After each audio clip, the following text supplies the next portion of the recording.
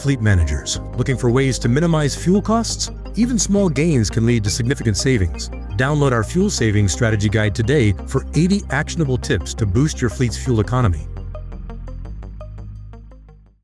Passing the torch to the next generation is one of the biggest challenges a family-owned trucking company can face. But one Iowa carrier shows how intentional planning turns a standard title change into a masterclass in business continuity. Hey everybody, welcome back. I'm Jason Cannon and my co-host on the other side is Matt Cole. Succession planning in the trucking industry is notoriously tricky. Too often, transitions happen during a sudden medical emergency or a scramble following a death because an owner was too prideful to give up the seat. But Central Iowa-based Crawford Trucking shows what happens when a transition is built on a decade of careful, thoughtful preparation. Joining us today are Abby Ryan and her father Greg to talk about how Abby went from sweeping the shop floor to officially transitioning into the role of company president.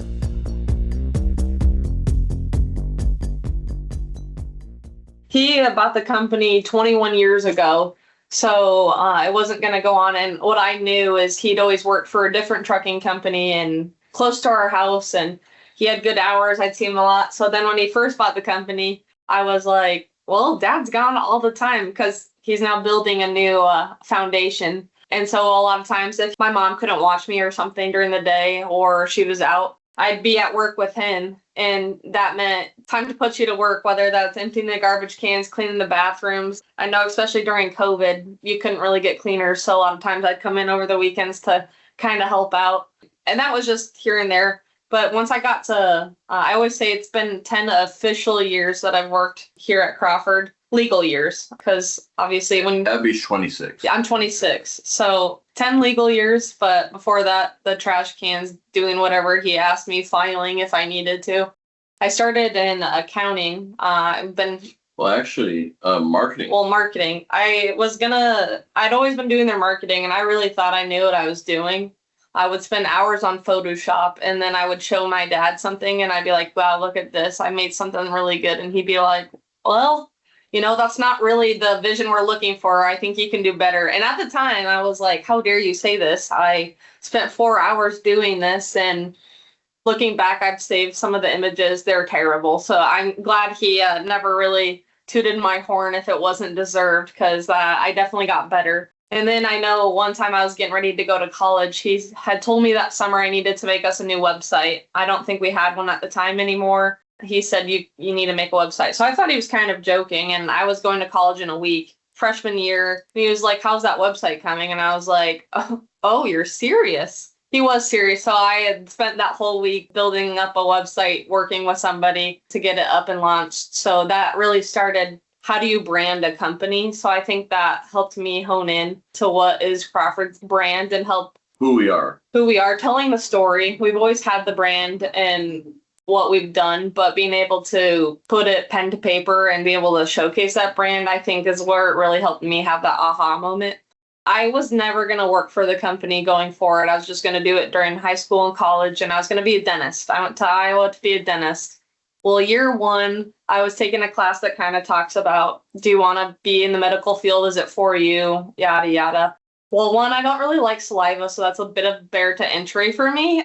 So I recognized that. And then you had to write a paper at the end of it saying, yes, I'm going to keep going this way, or what is it that I'm more passionate about? Greg initially acquired Crawford Trucking 21 years ago when it was just a 5-truck operation facing a shutdown. Now, Greg's built that up into a stable of a 45-truck fleet, but it wasn't always the plan for Abby to take over. I really sat with it, and I was like, I don't think I really want to be a dentist. I don't know why I ever thought I wanted. I think I was a fear of a dentist, so I was like, I'm going to overcome that fear by being a dentist. So then I wrote him a paper, him and my mom, saying, I'd actually really like to come back and work for the family business. I'm very proud of what it stands for. I've worked here for years, and I love the people that make Crawford who it is. I'd like to come back and maybe take over one day. So I wrote this whole letter, and they called me, and they're like, absolutely not. And I was like, well, that's fine if you say I can't come work for you, but I'm still going to go work in business, so take it or leave it. And they were adamant that I needed to find my own way. I wasn't going to work for them. And I was like, okay, I'll change your mind. Let you know I'm really serious about this. This isn't like a fail safe. Like I want this. So lo and behold, here I am. I was very serious about it. It was something I'm super passionate about. The people here are like family to me. Many of them have watched her grow up. We are truly blessed to have long-term employees, both in the office, the shop, driving capacity. We've got long-term customers, long-term vendor relationships. So a lot of the individuals that Abby is now leading have literally known her since she was 5 years old. Yep. And they've watched her grow up. And one of the things that's been really refreshing to me through all this is how readily they embraced her. You know, when she first came on board full-time and we decided to go down the path, and I want to back up the reason why her mom and I both said no. You know, I bought a company that was going to shut down. It was a very small company. I changed the culture. Well, within a couple of years, I had it built up to about 45 trucks. Went from 5 to about 45 and put in a lot of hours. And we really wanted, like many parents, better for our kids. And it wasn't that this wasn't great. It was just, it took a lot out of me. It was, and lo and behold, you know, she came on board and helped it be much more manageable for. We've always focused on the employees' work-life balance, but it wasn't always that way for the ownership or the president, and she helped with that. I talk about how I kind of ran the company focused and conservative, but I tried to remain the best-kept secret in central Iowa, I thought. One of the biggest hurdles for any next-generation leader is overcoming the stigma of birthright and earning the true respect of the team. Abby actively sought out industry leadership programs like the IMTA and TCA to build an independent network and establish her own voice outside of her dad's shadow. When Abby came on board, I didn't want her doing things for the next 30 years because her dad said so. So I got her involved in the industry associations, and she's been through the IMTA leadership program, the TCA leadership program. But I knew she would have a great impact on the company. I just didn't know to what extent so early on. She's been a driving force. I tell my wife, I said, we've always run a really good company. But I said, she's come on board and just taken us to a whole new level. And the analogy that I use, if you ever take your kids to drop them off at the dorms in college, you go past a guy's dorm room and it's pretty plain, got an Xbox and TV, and you go past these girls' dorm rooms and you see they look like they come out of better homes and gardens. Well, that's kind of the difference of what the transition she's made. So I got to look at this and watch, and, you know, she's ready. She's ready, and the organization is ready for her. And she's tremendously won the respect of the team, because one of the things she told me early on was that she was concerned, regardless of what she did, her work and her position would be minimized because of Birthright. So when I got her involved in the association, she said, you know, that's mine. Nobody can tell me that I was given that if I get into the association. The connections I've made there are solely based off of myself rather than that. So I think that helped grow even more my confidence. Well, what's interesting is now as we've moved forward through the company, how many people have come to me, and, you know, people have been with me for years, and they say, you know, Greg, we thought you were a couple years overdue. She's ready. She's ready. So, and through this process, I don't know how many people have come to either her and I and said, you know, it's just so refreshing, because we've seen instances where these types of things are given to the next generation. And they say it's apparent, and, you know, where Abby's concerned, she's really earned the respect of her coworkers, customers, vendors, and they can see the real difference that she's made within the organization. When I came full time, I think that was one of my number one goals, is to not be seen as just the boss's daughter, but to make connections and say, here, what can I do? I'll do anything and I'll help you wherever I can. So on top of what I was doing, I would be like, okay, what can I do to make your job a little bit easier? Because sometimes having fresh eyes, you realize a step could be taken out of the process. So I think they really enjoyed having a breath of fresh air a little bit. And I allude to having a great mentor who allows me the space to be able to flourish and explore and change things, because a lot of people are stuck in their ways and don't want to change. Now, granted, there are some ideas I've come up with that is a big heck no, which I appreciate, but I've been allowed. On day number one, they might have been heck no, but I came back the next day and said, you know, there might be some merit. So we've been able to work really well with each other, and that's, I think, been imperative to how this transition's gone. And it really is what's best for the company. Greg's background is rooted in continuous improvement and quality initiatives from a previous career, which taught him that entrenched management can often stifle a company's growth. That attitude gave Abby the freedom to implement lean principles and cultural changes that have reshaped the organization's trajectory. In my previous career, I had the opportunity to work for Barnum for a decade, and they focused a lot on quality initiatives, continuous improvement, and lean principles. And one of the things as we started learning about lean principles, I remember really stuck with me is entrenched management can be the biggest detriment to a company moving forward. And can it have a stifling effect? Yeah, always in the back of my mind, but until she came along and had some of the freedom to start improving processes and even many cultural things, I recognize she needs to have the freedom to try those things. And I've been able to support, to guide, protect the organization while developing the next generation. And she doesn't stub her toe very often, that's for sure. And I truly believe it's what's best for the organization and getting fresh eyes. You know, we were very blessed through the process of, we were able to hire a vice president to support her that has a tremendous resume.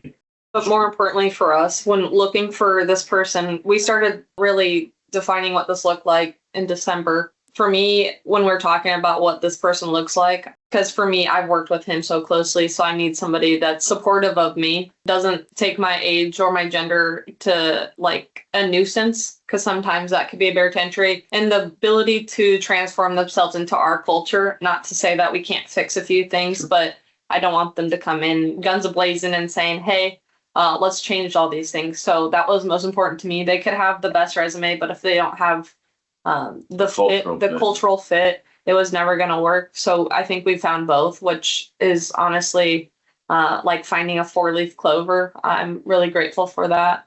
So I feel very supported with the people we have put in place too.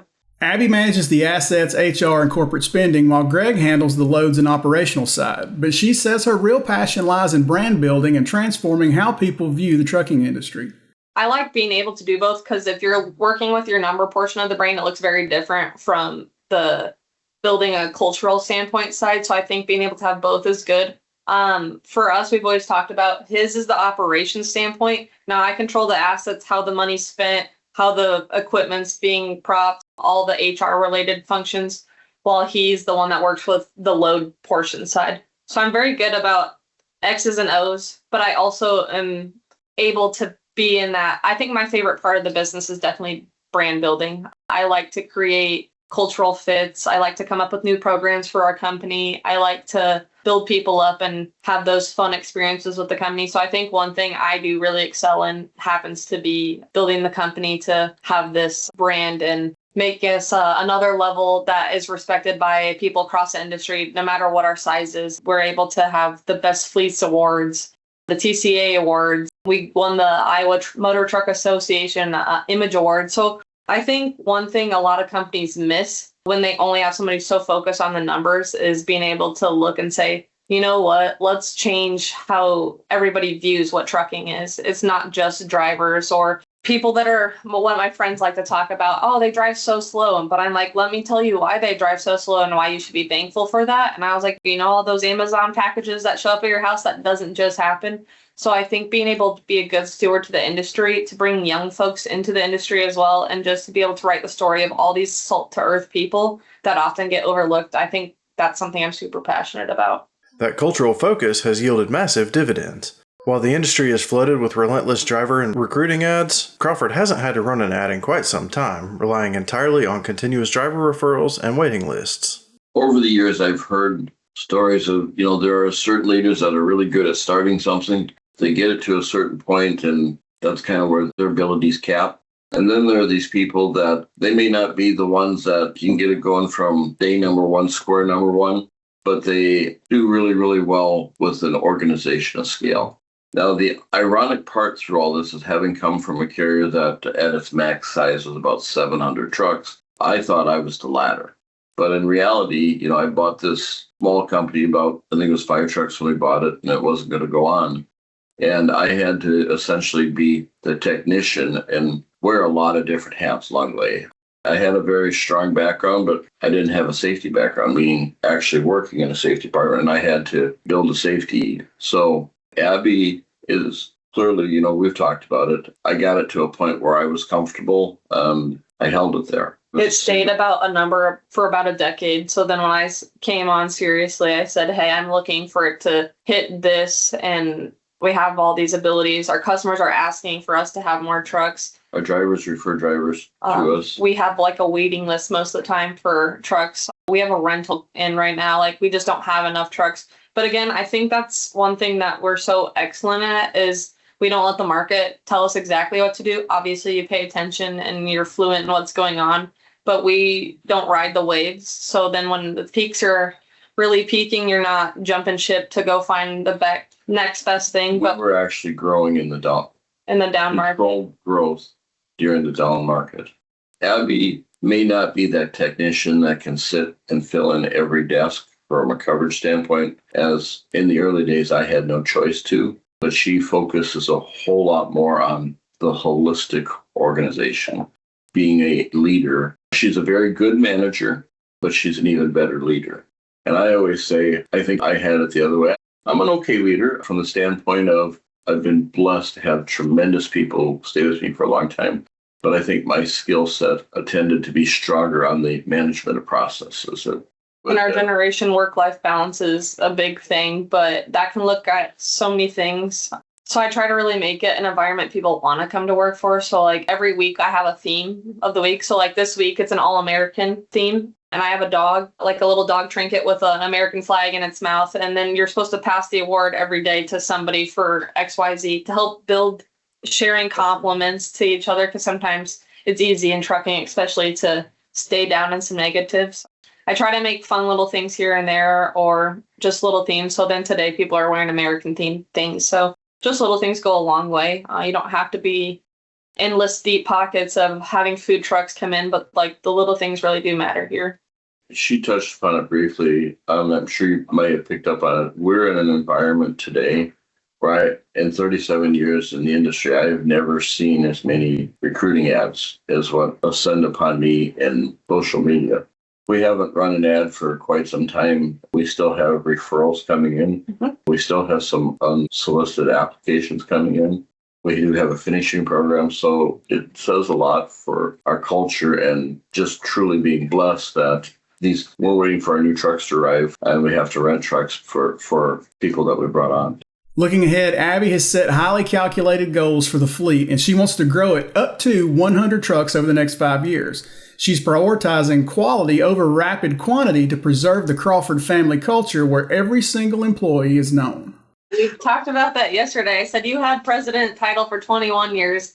There's a good chance I get to surpass you, which is kind of interesting to think about. Goals for me, someone asked me today, what's the first thing I'm changing? And I said, for us, this is more about a title change because I feel like I've been able to do all of those. Like I've had the capabilities to be able to be empowered to make the changes I've been looking for.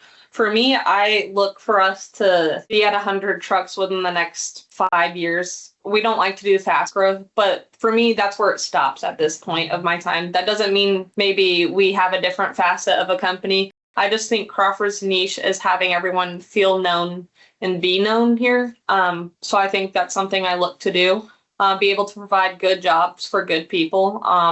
It's not necessarily, it's very much quality over quantity here. So I just want to continue steering the ship in the right direction with creating some new positive experiences for other people. We have a training program, so I just really like to be able to give the opportunity to folks that maybe are passed up otherwise. One of the things Abby and I have talked about is we believe what it is that really makes Crawford special is not exponentially growable. And that is, we know the individuals as individuals, we know the customers. Not to say that it can't get bigger than 100, but I think it focuses more on operating models. So here in Central Iowa, essentially 60% of our drivers are based out of Central Iowa. There's 40% that are along lanes, but my long-winded way where I'm going is I know Abby's talked a lot about, she sees this model being manageable for 100 for this location and this trailer type. At some point in time, Abby has talked about a vision of, if there's growth beyond 100 in this, we develop a separate operating unit with a different trailer type, or potentially we have opportunities with partnerships where we could potentially have another location. at another place to develop the same thing. But it really is about the connections with people. So being grounded in our roots here, I think that's what our integrity is first and foremost, and just having the value of everybody. Because a lot of times some drivers don't get to see their families very much, so, or maybe they don't have good relationships with their families. So a lot of times we are their family here. So I do take that with a sense of pride that people are willing to come here and have the life that they've always dreamed for of themselves, and being able to support them through that. So I know I have good stories of someone near homelessness, and now they've been able to buy their first house. So being able to watch those kind of stories is what I want my legacy to be, is being able to continue to empower people that maybe weren't believed in. In 21 years, keep in mind, we have a lot of really long-term employees. The number of times that I've been able to hear, and I know Abby has in her church in here, people come to us and say, my family just bought a home and never believed that was ever going to be possible. And they say, we owe that to you guys. And I'm like, every step of the way, they're earning it. We're just truly grateful to get to be part of that. I think one thing that resonated me most the other day happened here. We had to let someone go for unfortunate circumstances, but during the process, he was upset that he was losing his job. But he said to us, we told him, like, you have a CDL, you'll be able to get jobs elsewhere. But we're just not the right fit for you. And he said, well, that's the thing. All the jobs, like, they're not you guys. Like, they're not jobs people want. Like, Crawford has something here that isn't seen elsewhere. So I think even in their darkest times, for somebody to come back and compliment us for what we do and what we provide here was kind of eye-opening. For any fleet owner reading or watching this who is considering handing the keys over to their son or daughter, Greg and Abby emphasized that the absolute most important rule is to maintain healthy boundaries and never let the business come between your family relationship. Through this process, I've had a lot of chance to look at that. And as Abby and I are involved in the industry, we talk about how I'm stepping down, she's taking over. And there's a tremendous amount of people that kind of come out of the woodwork and say just how lucky I am, because in many cases, not a lot of people have somebody who wants to take their business on to the next generation. And based upon that, I've had a lot of opportunity to think about that through this. And generally speaking, I think there's two categories that predominantly that situation fits into. One is the parent was so successful that the child doesn't really need to take on those responsibilities. But the other one, and I think the one that's more common, and in the early years was really the case here, which surprised me and that was where the reaction came from as far as originally wanting to talk her out of it, was the fact that it wasn't easy. It's not just a 9-to-5 job. Yeah, it's 24/7, 365. So make the job, the role, seem desirable to your kids. And I think another thing I don't think he'll ever press on, because I don't think he's realized, but I feel like, again, it was probably 8-ish years ago for sure we decided that this is exactly where we're headed. But I think 21 years ago it all started. I don't think a magic light necessarily switched, but I was involved with the company. It was something he was proud of. It wasn't something, oh, that's just Dad's job. It was something like, this is what I've built and created, and something to be proud of. So I'd be brought around to things all the time, and I got to really experience what we had here. So to be able to have that in the background of my mind, be like, well, that's not necessarily something you find everywhere. So I think it's been in the works forever. I mean, now the past 10 years, it's been a lot more of a teaching process, but it has. Ever since she was a little girl. When I first bought the company, it didn't even have TMS. And I'd have to come in on Monday nights and Tuesday nights because I had a CPA hired part-time to do the payroll. And she didn't understand why all of a sudden her dad was never home on Monday and Tuesday nights. And then explained it to her. I said, to a 5-year-old, I said, you know how we live in this house and we have the car and we buy groceries. And I said, all this stuff has to be paid for. And I said, essentially, I go to work so other families can do this for their family. And I started explaining the significance of the role, the responsibility. So a lot of it is, in my opinion, being more deliberate in those areas of explaining what positive impacts we are able to make in people's lives. I didn't make it look easy along the way, though. And I think that's the biggest thing, is make it something your kids want to be a part of. That'd be the biggest thing. And just over the past decade, too, he's allowed me to have say, input, and then be able to be a part of other industry events. So I've been able to meet a bunch of other really amazing people. He's my biggest mentor, but being able to have the facet of being able to connect with other folks from other companies, get to hear what worked for them or didn't work for them, has been really instrumental in my ability to be here, and having that support from others as well has been awesome. The other thing I would also share on that is don't let the business come between our relationship. I often tell people, and you probably picked up on this conversation, there's two things in this world that make me choked up when I talk about. One is the company, and the other is my daughter. They both mean the tremendous, foundational. I love my wife, but as I always tell her, we're partners. This is my daughter, who's now being a partner, I guess, in the business. She's my daughter first, so if there's a disagreement about something here, we're still family when we walk out the door, and we'll figure this out. So keeping healthy boundaries, healthy relationships, and not letting the business come between the family. Uh-huh. And then really it is, if you were to add this, I know I've instilled too, is our number one responsibility is to protect the Crawford family. And that's something here that we have is a lot of companies will talk about that. The people that are with us long-term here, they'll oftentimes be talking about, yeah, you hear that a lot, but here it is a thing. We protect the Crawford family. That's it for this week's 1044. You can read more on ccjdigital.com. While you're there, sign up for our newsletter and stay up to date on the latest in trucking industry news and trends. If you have any questions or feedback, please let us know in the comments below. Don't forget to subscribe and hit the bell for notifications so you can catch us again next week.